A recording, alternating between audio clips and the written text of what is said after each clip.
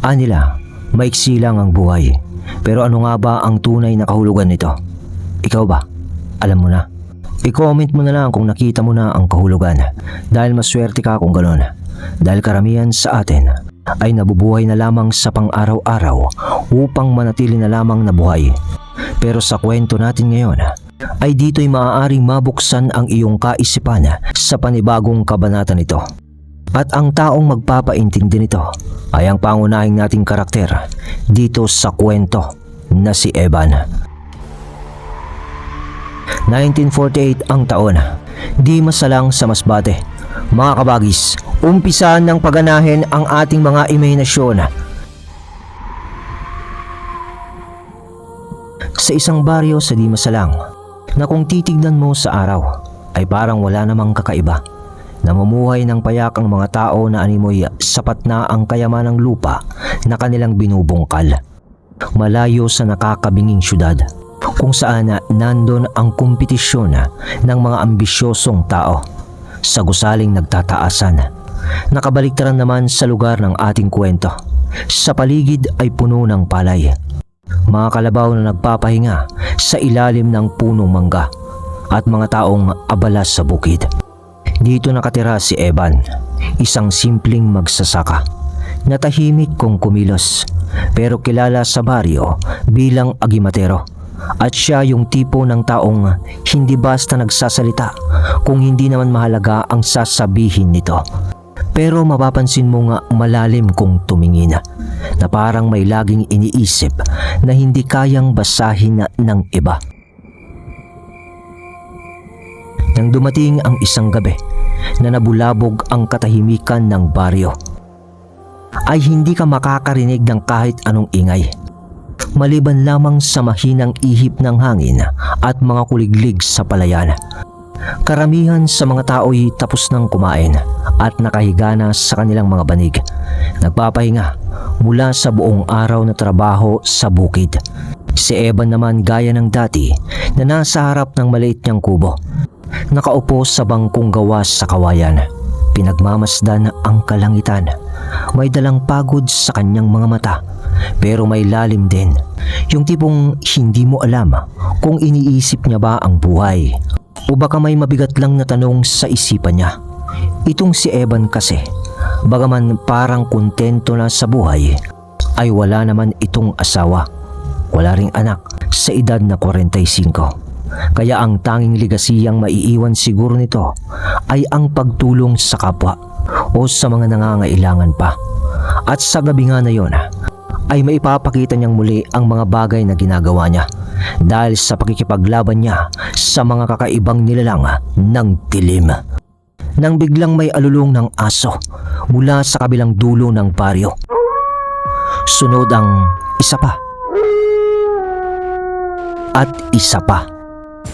Alam ng mga taga-baryo na ang ibig sabihin lang nito ay hindi normal ang mga mangyayari at may paparating. May kakaibang mangyayari base sa alimpuyo pa lang ng hangin. Kasunod noon ang matinis na sigaw ang bumasag sa katahimikan ng gabi. Sigaw ng isang babae, sunod-sunod na parang paghila na ng takot ng esensya ng baryo. Anak ko! Tulong! Tulungan mo ako! Sigaw ng isang inang halos mabaliw na sa iyak mula sa malayong kubo. Agad na nagising naman ang ilan sa mga tao. May mga naglabasang may dalang lampara, nagsisigawan, nagtatanungan. Ang iba na may nagmadaling tumakbo papunta sa pinanggalingan ng sigaw. Si Evan ay tahimik lang naman noon, pero agad din siyang tumayo. Bitbit ang isang gasera at sumunod sa mga tao. At habang naglalakad ito, naririnig niya ang mga bulungan. May nawala na naman. May nawala na namang bata siguro. Baka may aswang. Ramdam ni Evan ang panginginig ng ilan. Ang mga mukha ng tao'y puno ng kaba at takot. At sa kanyang isipan, pumasok ang tanong na paulit-ulit na bumabalik tuwing may ganitong pangyayari. Maiksi lang ba ang buhay?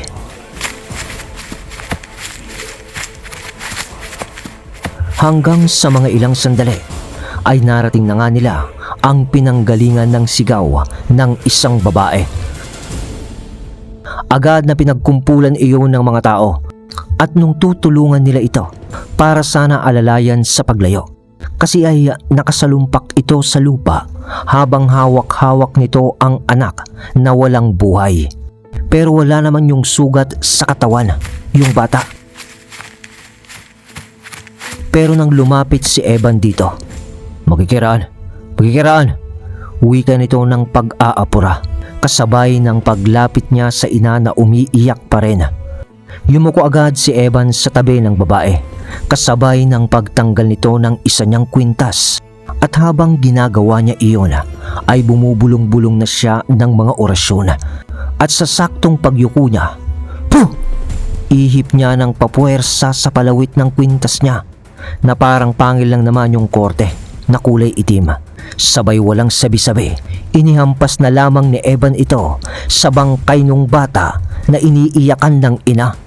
At doon ay naging isang bungkus na lamang yun ng kusot ng nyog, yung hawak ng babae na anak niya. Sabay wika ni Evan ng, "Dinadaya lang kayo ng inyong paningin. Ginang, wala nang anak mo dito. Ginawa lamang yan ng aswang upang hindi siya paghinalaan na may nakuha siyang bata dito." Paliwanag niya. Sa gulat naman nung babae, dahil nga sa bungkus lang ng pinagbalatan ng nyog ang iniiyakan niya pala, ay napatigil na ito sa pag-iyak at napalitan ang nararamdaman niya ng bigla ang pagkagimbal at takot. "Tumayo na ho kayo. Halika na," kausap dito ni Evan, kasabay ng pag-alalay nito sa pagtayo ng babae. "Kapitan, kayo munang bahala dito. May aasikasuhin lang ako," sambit ni Evan nung nakita niya ang kapitan ng baryo. Agad naman na inalalayan ng kapitan ang babae kasama ang iba pa. Si Evan naman noon ay nag-aapurang umalis na para bang may hahabulin pa ito sa kanyang pag-aapura. Lumayo nga si Evan papalayo sa nagkakagulong mga tao. Di siya lumingon. Alam niyang may mas mahalaga pa siyang dapat habulin. At yun ay ang tunay na batang kinuha ng nilalang. Dala pa rin niya ang kanyang lampara. Pero sa mga mata niya ay hindi na liwanag ang nais niyang makita, kundi ang lalang na gumawa nun ng iniiyakang bata mula sa baryo. Dinaanan niya ang mga palayan.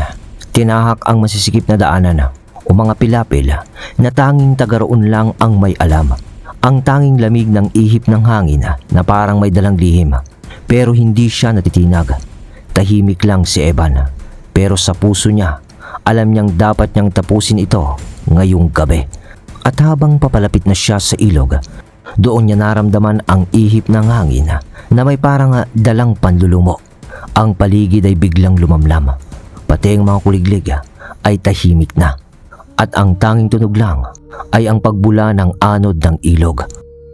Tumigil si Evan sa ilalim ng puno ng balete na nasa gilid ng ilog, at dito niya nakita na may figura sa kabilang panig, hubog ng isang babae. Mahaba ang buhok nito, nakatalikod, nakatayo lang sa tubig pero hindi lumulubog.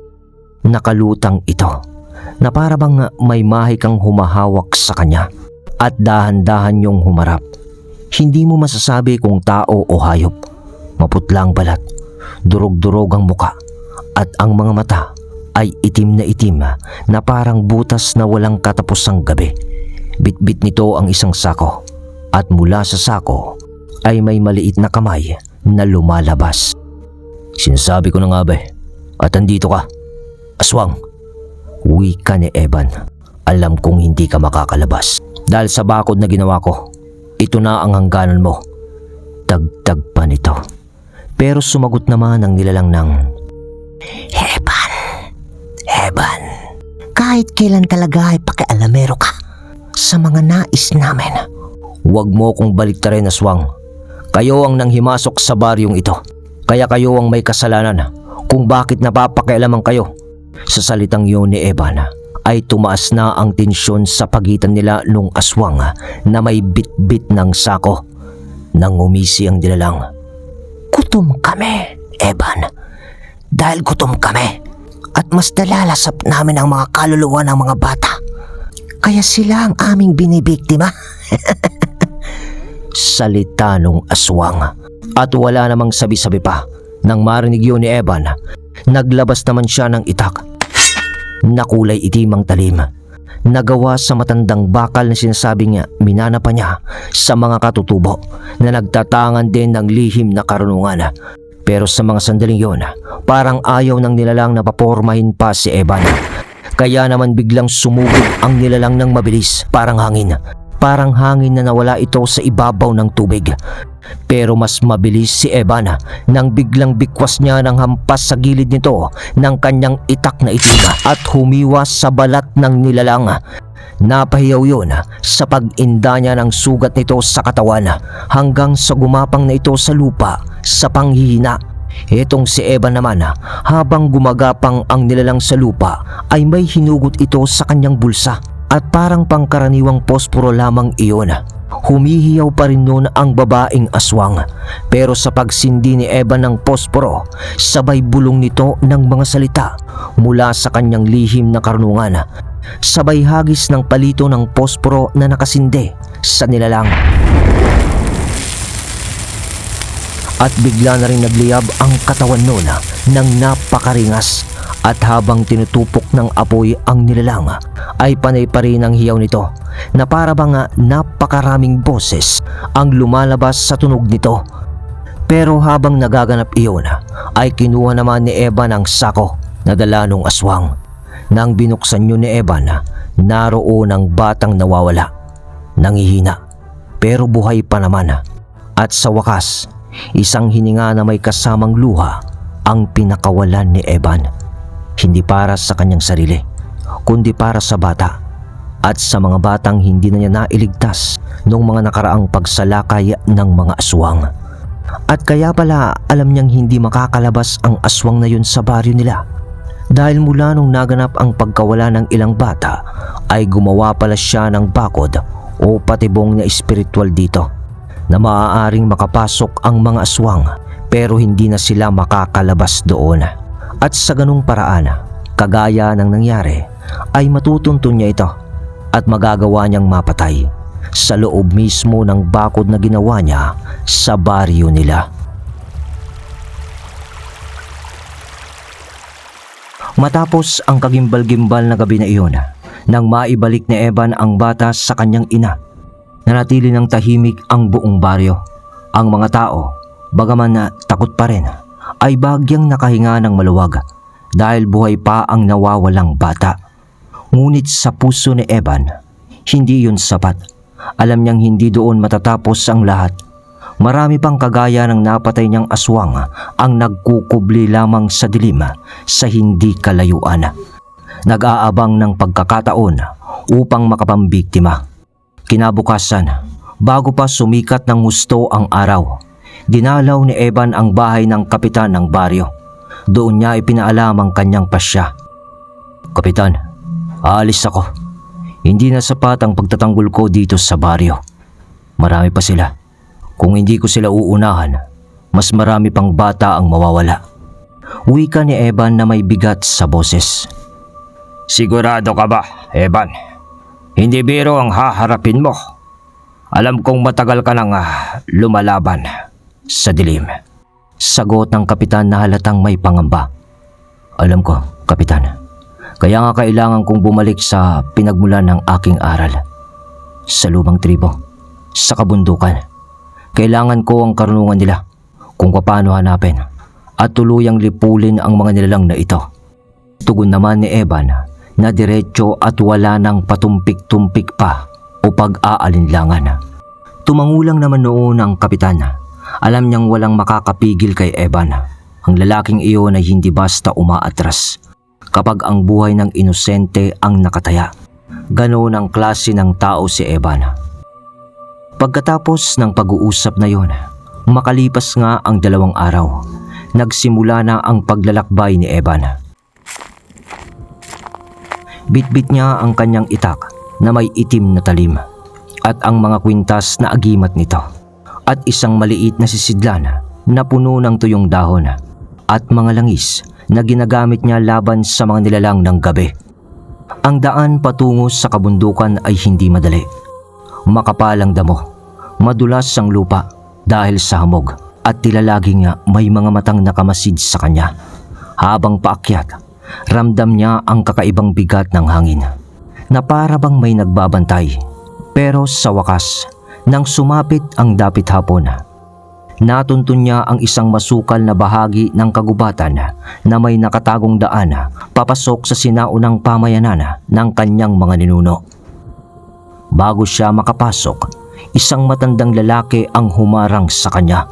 Payat, may mahabang puting buhok at hawak ang isang baston na parang sunog na ugat na isang malaking puno. "Eban, anak ng lupa at tagapagtanggol ng mga walang laban," wika ng matanda sa isang paos ngunit matibay na tinig. "Batid ko kung bakit ka narito." Luhod naman ang ginawa ni Eban bilang paggalang. "Ginoong Parian, matagal na hindi ako nakabalik dito. Dumating ako para humingi ng tulong. Kailangan malaman ko kung saan nagtatago ang mga lahi ng mga aswang na kumikitil ng buhay ng mga bata." Sa sabi niyang yun, lumapit ang matanda at ipinatong ang kamay sa balikat ni Eban. "Matagal ka na naming inaasahan. Hindi ka nag-iisa sa laban na ito. Ngunit tandaan mo, hindi lahat ng kaaway ay nasa dilim. Minsan ay nasa anyo sila ng mga taong pinaniniwalaan mong kakampi." Tumingin naman si Eban sa mga mata ng matanda at doon niya nakita ang ibig sabihin ng matanda. Sa silangan ng bulubundukin ng lagwa, pagpapatuloy ng matanda, may pugad ang mga matatandang aswang doon. Doon nagtatago ang kanilang pinuno. Ngunit bago ka makarating doon, kailangang mong makalampas sa 7 bantay. Mga nilalang na siyang nag-aalaga ng daanan. Kung hindi ka magiging handa, ay hindi ka makakalapit. "Gagawin ko, Ginoong Parian. Hindi ako uurong." Mariing wika ni Eban. Kumuha naman ng isang sisidlan ng pulang lupa ang matanda at ipinahid iyon sa noo ni Eban. "Ito'y tanda ng basbas ng ating tribo. Habang nasa paglalakbay ka, manalig ka sa lakas ng lupa at hangin, pati sa Diyos na ating kinikilala. Ngunit huwag kang papadala sa galit, dahil ito ang unang pinapasok ng mga halimaw o ng mga demonyo," bilin ng matanda. Nang dumilim na nga ang gabi, naghanda si Eban sa paglalakbay patungo sa silangan. At sa ilalim ng malamlam na liwanag na buwan, nagsimula ang pinakabagong kabanata ng kanyang buhay. Pinakabagong kabanata ng kanyang buhay sa kanyang paglalakbay. Isang paglalakbay na hindi lang sumusubok sa kanyang lakas, kundi pati sa kanyang pananampalataya sa mabuti at sa sarili niyang kakayahan. Sa paglalakad ni Eban, sa paakyat na bahagi ng kabundukan patungo sa silangan, halos sumisilip lang ang buwan sa makapal na ulap. Ang ihip ng hangin ay malamig at tila ba may halong bulong ng mga espiritu. Tahimik siyang naglalakad. Tangan ang itim na itak at ang lampara na mahina lang ang sindi. Habang lumalalim ang gabi, unti-unting nakakaramdam na noon si Eban na may ibang presensya sa paligid. Hindi iyon basta mga hayop. Mabigat ang hangin, na tila ba may amoy na nabubulok na karne. Sa di kalayuan naman, sa kabila ng makakapal na puno ng akasya at nyugan, ay may mga aninong nag-aalab na tila nagbabantay sa gitna ng isang liblib na barangay. Hindi iyon karaniwang baryo. Madilim ang paligid. At tanging mga malalaking sulo sa mga poste ang nagbibigay ng liwanag. Walang tunog ng aso, wala ring huni ng kuliglig na parang nakakabingi na ang katahimikan. Pumasok naman si Eban sa makitid na daan. Habang lumalapit, napansin niyang kakaiba ang mga bahay. Yari sa matitigas na kawayan at tamo. At ang mga bubong ay tila may mga nakasabit na tuyong buto ng hayop at tao. Pumintig ang kanyang dibdib. Ramdam niyang hindi ito karaniwang pamayanan. At pagkalapit niya sa gitna ng barangay, biglang may lumabas mula sa isang kubo. Isang lalaki na parang ang tanda na. Yung tipong parang amoy lupa na pag nakita mo. Payat na parang buto na lang, pero may mahahabang kuko na tila may matutulis na kawit. Kasunod nito ang 4 pang nilalang na halos tao ang anyo. Ngunit maputla ang balat at kumikislap ang mga mata sa dilim. Alam naming darating ka! Tinig ng matandang nilalang na parang naghahalo ang boses ng tao at hayop. Pero hindi ka makakalagpas dito. Hindi ka naming hahayaang abutin ang aming mga ninuno. Sabi nun. Mula naman sa mga gilid ng madidilim na kubo, nagsilabasan pa ang iba. 10, 12, mga nilalang na halatang hindi naganap na tao. Dahil isa sa mga babae ay may liig na mahaba at may mga mata na pulang-pula na parang nag-aalab. Ang isa na may nakayuko at gumagapang ngunit mabilis ang pag-usad na parang gagamba. Hindi naman na nagsalita si Evan. Huminga siya ng malalim. Hinigpita ng hawak ang puluhan ng kanyang itak at hinaplos ang kwintas sa kanyang leeg. Habang bumubulong ito ng dasal mula sa mga karunungang kanyang minana. Nang biglang sumugod na ang 2 nilalang, sabay na umigkas ang mga yun sa magkabilang gilid. Sa isang iglap, mabilis na kumilos si Evan. Sinalubong niya ng itak ang unang sumugod. Pumutok ang dugo mula sa leeg ng nilalang nang tamaan ito. Napasigaw ang isa pang kasama nito. Ngunit bago pa ito makatalon, isang mabilis na sipa mula kay Evan ang dumapo sa kanyang dibdib. Tumilapon ito sa isang dingding ng kubo at nabuwal. Mula sa kanan, umatake ang babaeng may mahahabang kuko. Parang kidlat ang galaw nito, ngunit nasalo ni Evan ang unang hampas gamit ang katawan ng itak. Sabay ilag kasunod ng sibasib at biglang itinarak ang dulo ng talima sa ilalim ng panga nito. Sumirit ang maitim na dugo at bumagsak itong nangingisay. Patayin niyo!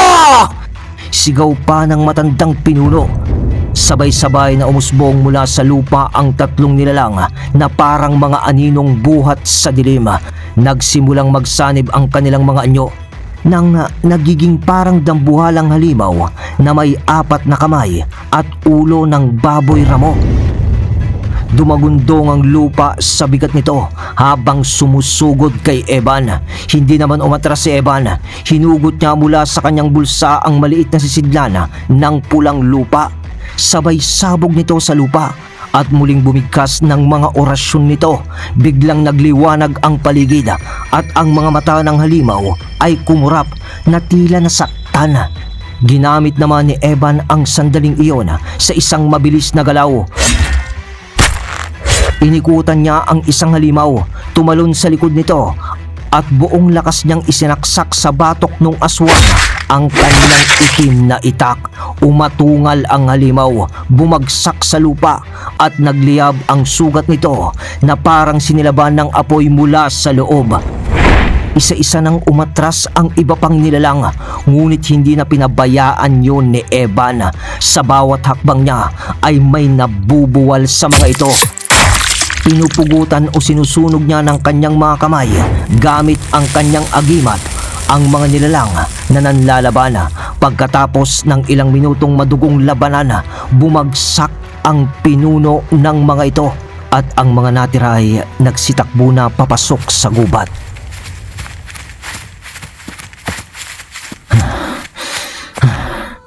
Humihingal noon si Evan. Puno ng dugo ang kanyang mga kamay at itak. Ngunit matatag pa rin ang kanyang mga mata.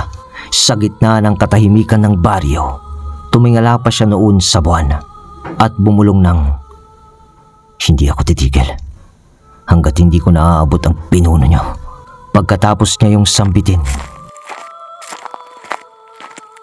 umalis na si Evan sa barangay na iyon at muling tinahak ang daan patungo sa silangan.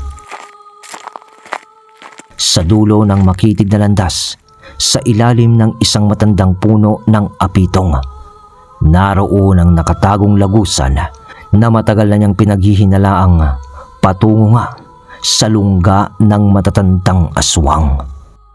Humakbang siya noon papasok sa madilim na lagusan. Hawak ang lampara at itak. Hindi na siya lumingon. Sa isip niya, nagsimula na ang tunay na laban. Laban na hindi lang para sa baryo, kundi para sa katahimikan ng buong kabuntukan. Pagpasok ni Evan sa madilim na lagusan, dama agad niya ang amoy ng lupa na tila basang dugo at agnas. Ang hangin ay malamig at mabigat na halos parang hinihigop ang hininga niya. Mas lalong humigpit naman ang hawak niya sa itak at pinasiklab ang kanyang dalang sulo. Kumalat ng konti ang liwanag at sa bawat kislap nito'y lumilitaw ang mga hugis ng maliliit na buto at bungo na nakasabit sa mga pader ng yungib. Tahimik siyang naglakad papasok.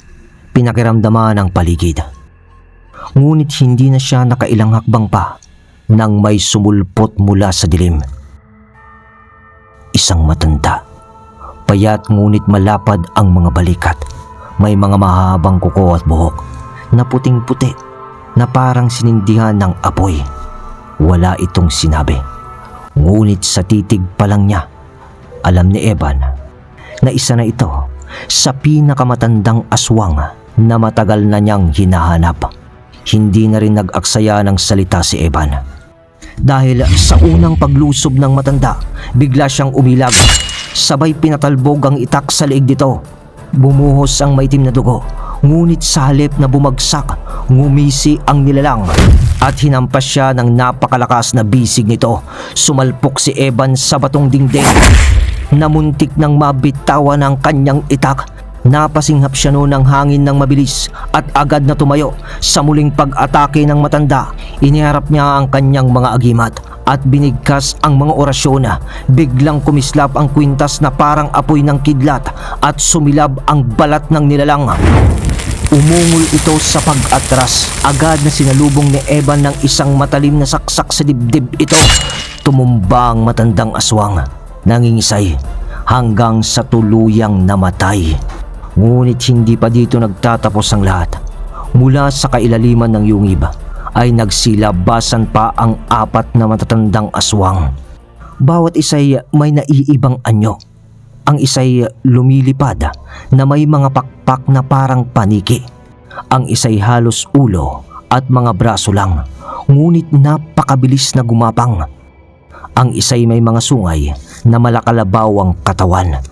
At ang huli tila babae, ngunit may mahahabang dila na parang mga ahas.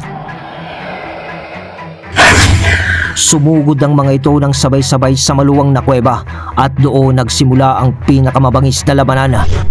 Lumipad ang nilalang na may pakpak. Sinikap niyang sipain o dagitin at hampasin si Evan mula sa ere. Ngunit naisalag niya ang kanyang itak tsaka pinutol ang isang pakpak.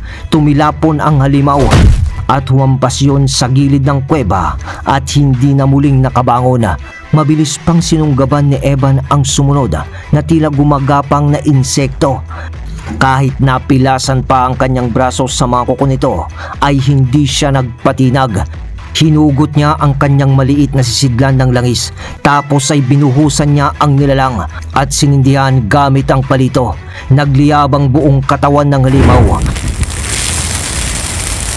At sa sigaw nitong parang libu-libong tinig ay tuluyan na yung nagkapira-piraso sa lupa. Hingal na at pawis ang kapalit ng bawat galaw ni Evan. Ramdam niya ang bigat ng bawat hampas ng kanyang itak, ngunit hindi siya tumigil.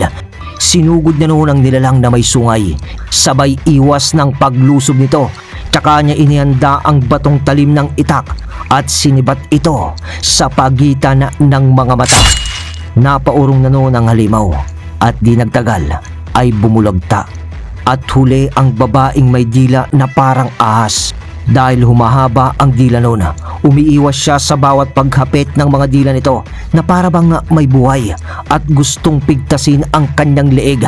Pero sa isang pagkakataon, nakahanap siya ng puwang nang inihagis bigla ni Evan ang itak at tumama sa lalamunan nito. Sumirit ang maitim na dugo noon at bago pa ito makabawi, mabilis na sumugod si Evan, hinugot ang itak at winakasan na ang buhay ng aswang. Pagbagsak ng huling matatandang aswang, napaluhod si Evan. Tagaktak ang pawis sa kanyang katawan at may mga bahid ng dugo at dama ang sakit ng bawat sugat na kanyang natamo sa laban. Tahimik ang yungib, ngunit ang bigat sa kanyang dibdib ay hindi nabawasan. Nang nilingon niya ang paligid, mga buto ng bata ang nakita niya. Mga piraso ng tela ng damit ng mga nawawalang inosente. At sa gitna nito ay may isa pang altar na yari rin sa bungo na parang sa hayop na may sungay.